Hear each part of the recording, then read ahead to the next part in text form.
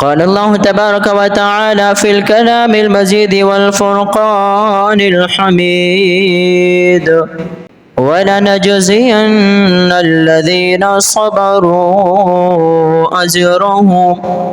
وقال الله تبارك وتعالى في الكلام المجيد إنما يوفى الصابرون أجرهم بغير حساب. وقال الله تبارك وتعالى في الكلام المجيد الذين إذا أصابتهم مصيبة قالوا إنا لله وإنا إليه راجعون. عزیزان گرامی، صبر یہ جنت کے خزانوں میں سے ایک خزانہ ہے. صبر یہ جنت کی چابیوں میں سے ایک چابی ہے. صبر یہ انسان کے ایمان کو مکمل کرتا ہے، انسان کو اللہ کے قریب کر دیتا ہے، انسان کے گناہ معاف کرنے کا ذریعہ ہے اور سبب ہے.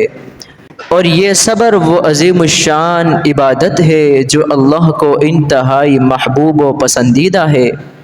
ہم پہلے قرآن مجید سے چند آیت مبارکہ صبر کی فضیلت کے حوالے سے بیان کرتے ہیں، اور پھر اس کے بعد صبر کی فضیلت کے حوالے سے چند احادیث، اور پھر بے صبری کا وبال، بے صبری کا برا انجام. اور ایک یہ بات جو مشہور ہے کہ بھائی اگر کسی گھر میں میت ہو جائے تو اس میت کو اس گھر والوں کے رونے کی وجہ سے عذاب ہوتا ہے. کیا واقعی ایسا ہے یا صرف یہ ایک بات مشہور ہے؟ اللہ رب العزت نے اپنے پاک کلام مجید سورۃ البقرہ آیت نمبر 153 میں ارشاد فرمایا، یا ایھا الذین آمنوا استعینوا بالصبر والصلاۃ، اے ایمان والو صبر اور نماز سے مدد طلب کرو. ان اللہ مع الصابرین، بے شک اللہ صبر کرنے والوں کے ساتھ ہے. میں نے آپ کے سامنے آیت تلاوت کی، یا ایھا الذین آمنوا استعینوا بالصبر والصلاۃ، اے ایمان والو صبر اور نماز سے مدد طلب کرو. ان اللہ مع الصابرین، بے شک اللہ صبر کرنے والوں کے ساتھ ہے. اس آیت کی روشنی میں ایک انتہائی نفیس نقطہ تفسیر سمرقندی کے اندر بیان فرمایا گیا کہ اللہ رب العزت تو اپنے علم و قدرت کے لحاظ سے تمام لوگوں کے ساتھ ہے، پھر یہاں یہ کیوں بیان فرمایا ان اللہ مع الصابرین، بے شک اللہ صبر کرنے والوں کے ساتھ ہے؟ صبر کرنے والوں کا خصوصی بیان کیوں کیا گیا؟ اس کے جواب میں تفسیر سمرقندی کے اندر فرمایا گیا کہ کیونکہ صبر کرنے والے کو اللہ تعالیٰ کی تائید، نصرت اور مدد خدا بندی اس کے شامل حال رہتی ہے، اس لیے فرمایا گیا کہ اللہ صبر کرنے والوں کے ساتھ ہے. صبر اور نماز کا ساتھ ذکر فرمایا، استعینوا بالصبر والصلاۃ. سورہ بقرہ آیت نمبر 45 میں فرمایا استعینوا بالصبر والصلاۃ، صبر اور نماز سے مدد طلب کرو. یہ بھی سورہ بقرہ آیت نمبر 45. تو صبر کا نماز سے کیا تعلق ہے؟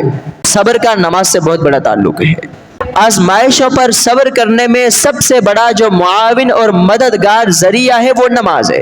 اب قرآن مجید سورہ نحل آیت نمبر 96 میں اللہ تعالیٰ نے فرمایا وَلَنَجْزِيَنَّ الَّذِينَ صَبَرُوا أَجْرَهُمْ بِأَحْسَنِ مَا كَانُوا يَعْمَلُونَ، ہم صبر کرنے والوں کو ان کے بہترین کاموں کے بدلے میں ان کا اجر ضرور عطا کریں گے. ایسا نہیں ہوگا کہ صبر کرنے والوں کو ان کا اجر نہ دیا جائے. وَلَنَجْزِيَنَّ الَّذِينَ، ضرور ہم ان کو ان کے صبر کے بدلے میں بہترین اعمال کا بدلہ عطا کریں گے، اس کا ثواب عطا فرمائیں گے. تو صبر کرنے والوں کے لیے اللہ رب العزت کی طرف سے یہاں بھی ایک خوشخبری ہے کہ اللہ رب العزت ان کے اس صبر کے عوض، اس کے بدلے میں بہت بڑا اجر و ثواب عطا فرمائے گا. قرآن مجید سورہ زمر آیت نمبر 10 میں فرمایا انما یوفی الصابرون اجرهم بغیر حساب، اللہ تعالی صبر کرنے والوں کو بے حساب و کتاب اجر عطا فرمائے گا. قرآن مجید سورہ بقرہ آیت نمبر 155، اللہ ताला ने फरमाया कि हम आजमाते हैं, वलनबलुवन्नकुम बिशैइन मिनल खौफ, कभी खौफ से, वलजू', कभी भूख से, वनक्सिम मिनल अमवाल, कभी अमवाल की कमी से, वल अनफुस, कभी जानों को लेकर, वस्समरात, और कभी फलों की कमी से, माल और दौलत की कमी से। हाँ, जो इन तमाम आजमाइशों में सब्र करें तो फरमाया वबश्शिरिस साबिरीन, और खुशखबरी है सब्र करने वालों के लिए। یہ بھی قرآن مجید کی آیت ہے، صبر کرنے والوں کو قرآن مجید خوشخبری دے رہا ہے۔ آگے چلیے، سورہ بقرہ آیت نمبر 156، اللہ تعالیٰ نے ارشاد فرمایا الذین اذا اصابتہم مصیبہ، جب کوئی مصیبت پہنچتی ہے اور وہ کہے، کیا کہے؟ انا للہ و انا الیہ راجعون، تو فرمایا کہ جو اللہ کے محبوب بندے ہیں، اللہ کے پسندیدہ بندے ہیں، ان پر جب کوئی مصیبت آتی ہے، الذین اذا اصابتہم مصیبہ قالوا انا للہ و انا الیہ راجعون، تو وہ کہتے ہیں کہ ہم اللہ ہی کے ہیں، ہمیں اللہ ہی کی طرف لوٹنا ہے۔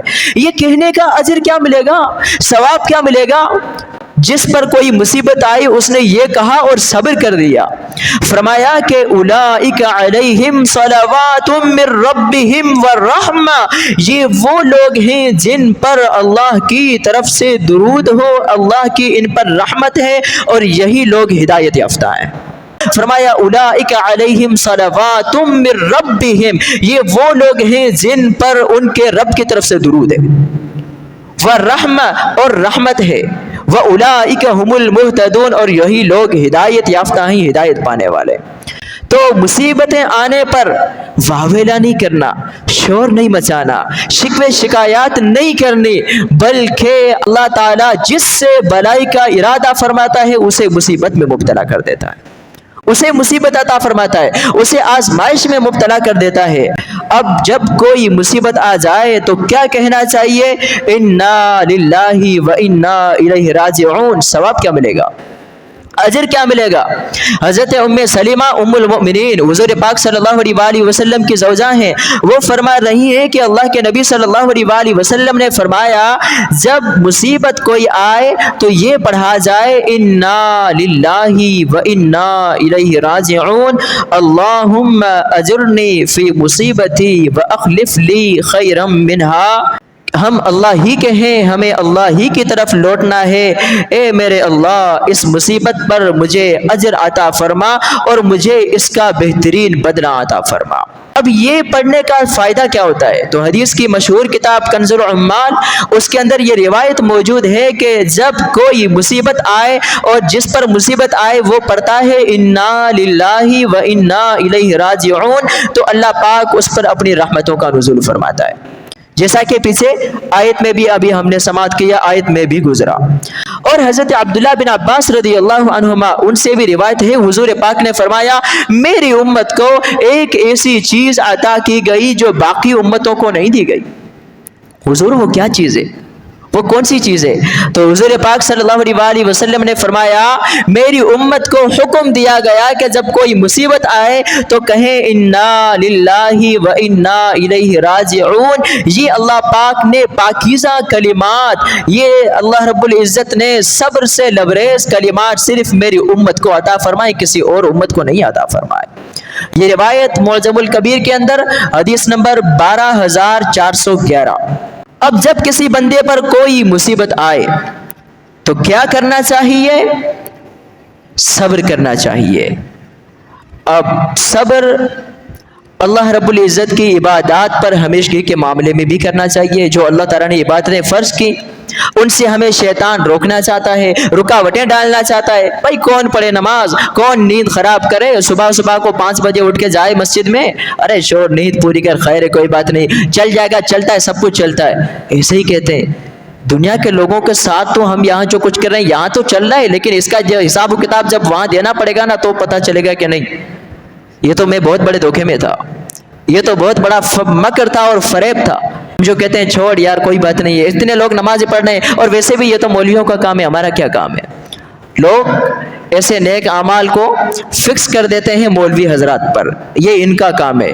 نہیں بھائی، اگر آپ نے بھی کلمہ پڑھا ہے، آپ بھی لا الہ الا اللہ محمد رسول اللہ پر ایمان رکھتے ہیں، اس کلمے کو پڑھنے والے ہیں، تو یہ نماز جیسے ہم پر فرض ہے ویسے ہی آپ پر فرض ہے، تو یہ روزے جیسے ہم پر فرض ہے ویسے آپ پر فرض ہے، جیسے اللہ رب العزت کی عبادتیں ہم پر فرض ہیں ویسے آپ پر فرض ہیں، جیسے گناہوں سے بچنا ہم پر لازم و ضروری ہے ویسے گناہوں سے بچنا آپ پر لازم و ضروری ہے، جیسے حرام ہمارے لیے حرام ہے ویسے حرام آپ کے لیے بھی حرام ہے، لیکن ہم اسے کھاتے میں ڈال دیتے ہیں مولویوں کے، یہ ان کا کام ہے، یہ جانے نمازیں جانے، یہ جانے ہمارا کیا لینا دینا۔ تو آپ پھر کلمہ تو پڑھنے والے نا، کلمہ گو تو ہیں، اگر کلمہ گو تو ہیں تو قرآن کی یہ تعلیمات کلمہ پڑھنے والے کے لیے، یا ایھا الذین آمنو، اے ایمان والوں کے لیے۔ اب آپ ایمان والوں کی لسٹ میں ہیں، پتہ نہیں ہے، اگر ہیں تو پھر یہ دوہرا رویہ تو اچھا نہیں لگتا نا۔ اللہ رب العزت نے قرآن مجید میں اگلی جگہ سورہ آل عمران آیت نمبر 146 میں فرمایا واللہ یحب الصابرین، صبر کرنے والوں کے لیے ایک اور بھی نعمت ہے، وہ یہ ہے کہ اللہ ان سے محبت فرماتا ہے، خوشخبری بھی ہے، اللہ کی رحمت بھی ان پر ہے، اللہ کا درود بھی ان پر ہے، وہی ہدایت یافتہ بھی ہے، اور انہی سے اللہ محبت بھی فرماتا ہے۔ آگے آیت آ رہی ہے سورہ صاد آیت نمبر 44، اللہ تعالیٰ نے فرمایا انا وجدناہ صابرا نعم العبد انہ اواب۔ حضرت ایوب علیہ السلام کے بارے میں، حضرت ایوب علیہ السلام پر جو آزمائشیں آئیں، جو مصیبتیں آئیں، ان کا تذکرہ سورہ صاد آیت نمبر 41 سے لے کر 144 کے اندر تفصیل سے اللہ تعالیٰ نے بیان فرمایا۔ حضرت ایوب علیہ السلام آپ بڑے مالدار تھے، مال و دولت تھا، کثیر آپ کے اولاد تھی، آپ کی کثیر بیویاں تھیں، آپ کے پاس بہت زیادہ غلام تھے، بڑے مالدار تھے، صحت مند تھے۔ اللہ رب العزت کی طرف سے حضرت ایوب علیہ السلام پر آزمائش آئی، اور ایسی آزمائش آئی کہ آپ کی ساری بیویوں نے چھوڑ دیا سوائے ایک کے، آپ کے سارے بیٹے فوت ہو گئے، گھر کی چھت گر گئی، سارے گھر کے چھت تلے دب گئے، سارے فوت ہو گئے، آپ کے غلام، آپ کی باندیاں وہ سارے فوت ہو گئے، آپ کے 1000 اونٹ، 1000 بکریاں سارے مر گئے، آپ کے پاس کوئی دھن دولت نہ بچی، کوئی اولاد نہ بچے، ساری بیویاں چھوڑ گئیں۔ ایک آپ کی بیوی آپ کی خدمت کیا کرتی تھی، آپ اس علاقے سے، اس گھر سے بھی نکل گئے جہاں آپ رہتے تھے، کہیں دور و دراز جنگل میں حضرت ایوب علیہ السلام جا کر رہنے لگے۔ ان کی طبیعت اتنی زیادہ خراب ہو گئی، اتنی زیادہ ناساز ہوئی، اللہ کی طرف سے ان پر ایسی آزمائش آئی، آزمائش میں مبتلا رہے، یہاں تک کہ ان کے جسم پر جگہ جگہ پر دانے نکل آئے۔ لیکن یہاں ایک بات یاد رکھیں، کچھ لوگ بیان کرتے ہوئے یہ بھی کہتے ہیں کہ جسم میں کیڑے پڑ گئے تھے، اس کا کوئی ثبوت نہیں ہے، اور یہ انبیاء کرام کے شایع نشان بھی نہیں ہے، کیونکہ اللہ رب العزت انبیاء کرام کو ایسی بیماریاں نہیں عطا فرماتا جس سے مخلوق نفرت کرتی ہو، یہ نبی کی نبوت کے شان کے لائق نہیں ہے۔ کئی سالوں صبر کیا، ہوا یہ کہ اللہ تعالیٰ کی طرف سے حکم ہوا، اے ایوب علیہ السلام اور خود برجلک، اپنا پاؤں زمین پر مارو، پھر کیا ہوگا، ھذا مغتسل بارد، جہاں پاؤں مارو گے نا وہاں سے ٹھنڈا پانی کا چشمہ نکلے گا، پھر کیا کرو، اس سے غسل کرو، جب اس سے غسل کرو گے تو تمہارے جسم پر جو دانے ہیں، جو بیماری ہے، یہ بیماری ختم ہو جائے گی۔ حضرت ایوب علیہ السلام نے غسل کیا، بیماری ختم ہو گئی۔ اللہ تعالیٰ نے فرمایا 40 قدم اور چلو، 40 قدم چلنے کے بعد پھر زمین پر اپنا پاؤں مارو تو ٹھنڈا چشمے کا پانی نکلے گا، اور اس کو پی لو تو جو باطنی جو بیماری اندر سرایت کی گئی اس سے بھی شفا یابی مل جائے گی۔ جب انہوں نے غسل کیا، شفا یابی مل گئی، تو آسمان سے سونے کی ٹڈیوں کی بارش ہونے لگی۔ حضرت ایوب علیہ السلام ان کو جمع کرنے لگے۔ اللہ تعالیٰ نے فرمایا اے ایوب علیہ السلام، کیا تجھے اتنی کافی نہیں ہے؟ حضرت ایوب علیہ السلام وہ جھولی بھر بھر کر نا ٹڈیوں کو جمع کرنے لگے، تو فرمایا یا اللہ، جو تیرا خزانہ ہے، جو تیری رحمت مل رہی ہے، جو تیری طرف سے برکت آ رہی ہے، یہ کس کو کافی ہو سکتی ہے؟ میرے اللہ، جتنی آئے اتنا تیرا خزانہ ہی تو ہے، تو ہی تو عطا کرنے والا ہے۔ تو انہوں نے وہ خوب سونے کی ٹڈیاں جمع کی۔ پھر اس کے بعد اللہ تعالیٰ نے ان کے تمام اولادوں کو زندہ فرما دیا، ان کے تمام اموال واپس عطا فرما دیے۔ اللہ تعالیٰ نے ان کی زوجہ کو دوبارہ جوانی عطا فرما دی، اور اس بیماری کے بعد حضرت ایوب علیہ السلام 70 سال زندہ رہے، صحت مند رہے، مالدار رہے۔ وہ تمام بیماری کے اوقات میں، بیماری کے پورے وقت میں اللہ کا شکر ادا کرتے رہے، صبر کرتے رہے۔ اسی صبر کی وجہ سے کل قیامت کے دن صابرین کے سردار حضرت ایوب علیہ السلام ہوں گے۔ تو قرآن مجید میں اللہ تعالیٰ نے فرمایا انا وجدناہ صابرا، بے شک ہم نے ایوب علیہ السلام کو صبر کرنے والا پایا، نعم العبد، وہ کیا ہی اچھا بندہ ہے، انہ اواب، بے شک وہ بہت رجوع لانے والا، اللہ کی بارگاہ میں بہت زیادہ رجوع کرنے والا تھا۔ مستدرک کے اندر حدیث نمبر 3718 حضور پاک صلی اللہ علیہ وسلم نے فرمایا الصبر نصف الایمان، صبر بھی آدھا ایمان ہے، صبر بھی آدھا ایمان ہے۔ پھر ایک حدیث پاک شعب الایمان حدیث نمبر 9996 حضور پاک صلی اللہ علیہ وسلم نے فرمایا کہ صبر یہ ہر بلائی کی چابی ہے، ہر بلائی کی کنجی ہے۔ پھر ایک اور حدیث حضرت ابو ہریرہ رضی اللہ عنہ فرماتے ہیں کہ حضور پاک صلی اللہ علیہ وسلم نے فرمایا مستدرک حدیث نمبر 3650 اللہ تعالیٰ نے بندے کو صبر سے زیادہ کوئی بھلائی نہیں عطا فرمائی۔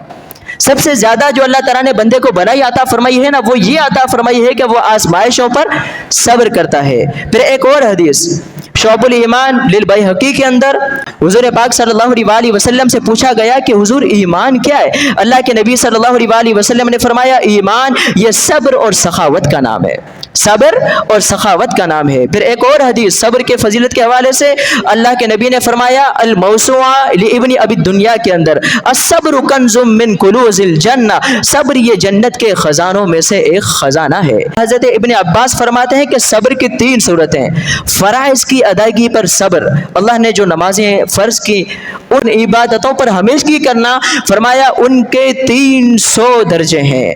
فرمایا پھر اللہ نے جو چیز حرام کی اس سے بچنا، بہت بڑی آزمائش ہے نا، مال آ رہا ہے، پیسے آ رہے ہیں، دولت آ رہی ہے، دوسری طرف دیکھیں تو یار سچ بولتا ہوں تو کچھ نہیں مل رہا، جھوٹ بولتا ہوں تو مال کے انبار لگے ہوئے، لیکن اگر وہ حرام سے بچتا ہے تو فرمایا ان کے 600 درجات ہیں۔ فرمایا پہلے صدمے کے وقت، پہلی مصیبت کے وقت جو صبر کرے اور کہے انا للہ و انا الیہ راجعون، زبان سے شکوے شکایت نہ کرے، ان کے لیے 900 درجات ہیں۔ وہ عورتیں، وہ لوگ جو بے صبری کا مظاہرہ کرتے ہیں، جو صبر نہیں کرتے، ان کے بارے میں حضور پاک صلی اللہ علیہ وسلم کا فرمان مبارک ہے کہ بے صبری کرنے والا ہم سے نہیں ہے۔ حدیث کیا ہے؟ لیس منا من ضرب الخدود وشق الجیوب دعا بدعوى الجاہلیہ، بخاری حدیث نمبر 1297۔ فرمایا میت پر منہ پیٹنے والے، میت ہو جائے، فوتگی ہو جائے تو منہ کو پیٹتے ہیں، اے اللہ یہ کیا ہوا، ہمارا بھائی چلا گیا، ہمارا شوہر چلا گیا، ہمارا بیٹا چلا گیا، اس طرح منہ پیٹنا، اللہ تعالیٰ کی بارگاہ میں شکایتیں کرنا، اے اللہ تو نے اتنا پہلے لے لیا، ابھی تو جوان بھی نہیں ہوا تھا، ابھی تو بڑا بھی نہیں ہوا تھا، ابھی تو اس کی شادی کرانی تھی۔ عورتیں تو پتہ نہیں کیا کیا زمین و آسمان کے قلابے ملاتی ہیں نا۔ تو حضور پاک نے فرمایا بے صبری کرنے والے کلمات کہنا، اور فرمایا کہ زمانہ جاہلیت کی باتیں کرنا، وَدَعَا بِدَعْوَ الْجَاهِلِيَّةِ، ایسی باتیں کریں جو میت پر وہ ہم سے نہیں ہے، اس کا ہم سے کوئی تعلق نہیں ہے۔ پھر ایک اور حدیث پاک میں فرمایا جو میت پر رونے والی عورتیں ہیں نا، ان کو عذاب کیا ملتا ہے؟ فرمایا قیامت کے دن جہنمیوں کے 2 صفیں بنائی جائیں گی، ایک سیدھی جانب ایک الٹی جانب، دونوں صفوں میں ان عورتوں کو کھڑا کیا جائے گا جو واویلا کرتی ہیں، شکوے شکایتیں کرتی ہیں، بے صبرے والے کلمات کہتی ہیں، یہاں تک کہ وہ اس طرح صفوں میں کھڑے ہو کر بولیں گی جیسے کتے بھونکتے ہیں۔ اللہ اکبر۔ حدیث معجم الکبیر حدیث نمبر 5229۔ ایک آخری حدیث سماعت کر لیتے ہیں۔ حضور پاک صلی اللہ علیہ وسلم نے فرمایا کہ میت کو گھر والوں کے رونے کی وجہ سے عذاب ہوتا ہے۔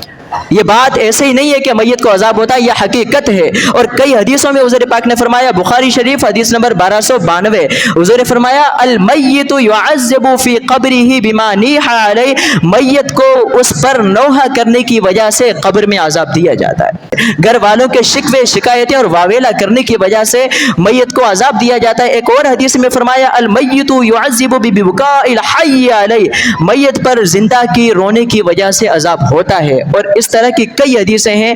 تو ہمیں اپنی میت کو تکلیف نہیں دینی چاہیے، جب کوئی مصیبت آئے تو صبر کریں، یہ صبر یہ بہت بڑا اللہ تعالیٰ کی طرف سے انعام ہے، اس پر بہت زیادہ اجر و ثواب ہے، جیسا کہ کئی قرآن مجید کی آیتیں آپ حضرات کے سامنے پیش کی۔